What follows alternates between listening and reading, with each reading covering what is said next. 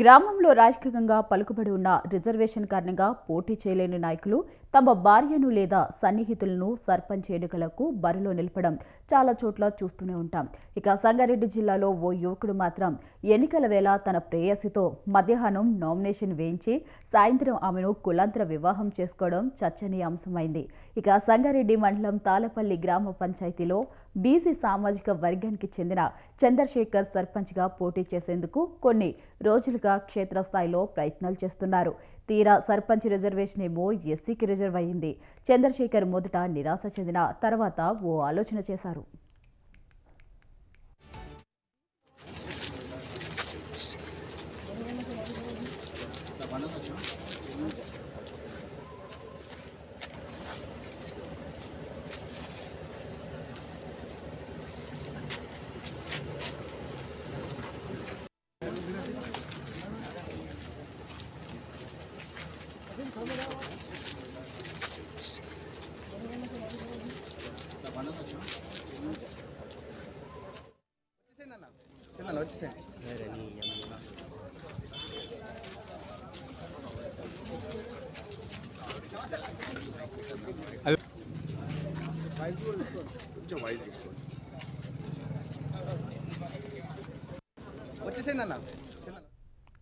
తను కొన్నాళ్లుగా ప్రేమిస్తున్న యువతి ఎస్సీనే కావడంతో ఆమెను వివాహం చేసుకుని ఎన్నికల బరిలో నిలపాలని భావించారు.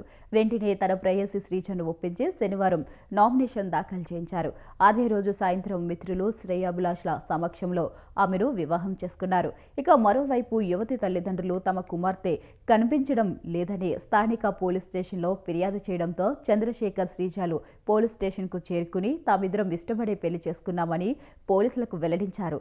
తమను ఆశీర్వదించి గెలిపిస్తే గ్రామ అభివృద్ధికి పాటుపడతామని నూతన దంపతులు గ్రామస్తులను కోరారు. వీరికి సంగారెడ్డి ఎమ్మెల్యే చింతా ప్రభాకర్ మద్దతుగా నిలిచారు.